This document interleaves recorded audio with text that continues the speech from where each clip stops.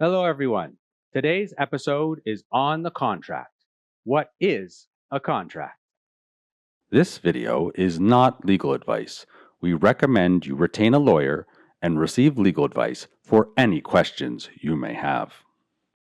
What is a contract? We've all heard about contracts. They're regularly mentioned in entertainment and the news. You hear about contracts between big companies. You hear about people violating their contracts, breaching their contracts, and terminating them. You've likely signed a few yourself. What exactly is a contract?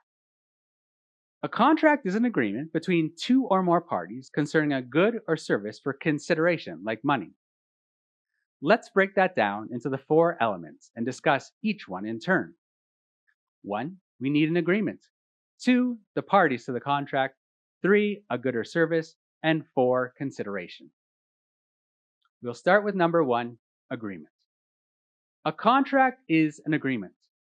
You need the parties to agree on the terms of the contract and a mutual intention to create the contract. You need a meeting of the minds. If the parties do not agree on the terms of a contract, then there is no contract. If I want to hire you to plant a tree and bushes on my property for $1,000, but you'll only plant the tree and bushes for $2,000, then we have not come to an agreement.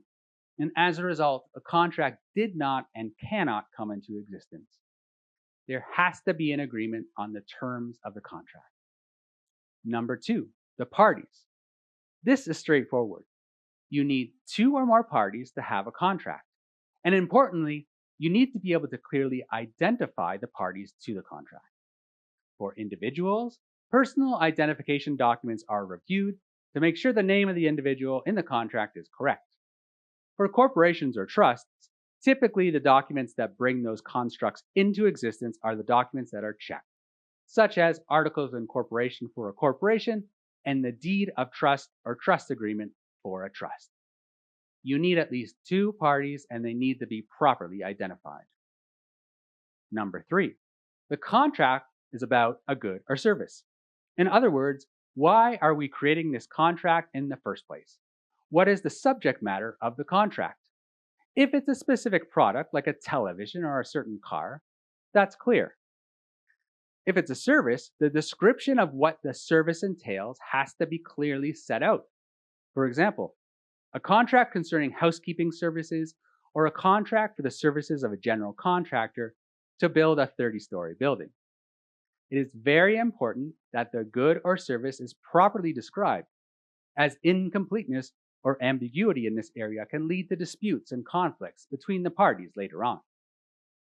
Number 4, consideration. Consideration in the context of a contract simply means what value the party receives for supplying the good or providing the service. Consideration may be money. I sell you this car and you pay me $10,000. Just as well, I could buy a car from someone and provide them with stock market shares worth $10,000. Money or shares in those examples are both types of consideration. And in order for the contract to come into existence, there needs to be consideration. Conversely, let's look at the example with no consideration. If I am selling you a car and you give me nothing in return, there is no consideration. So, what is that scenario? Well, that scenario is a gifting one. I am gifting you the car for nothing in return.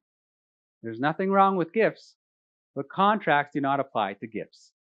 Because gifts have no consideration, they are not contracts, and therefore they are not enforceable.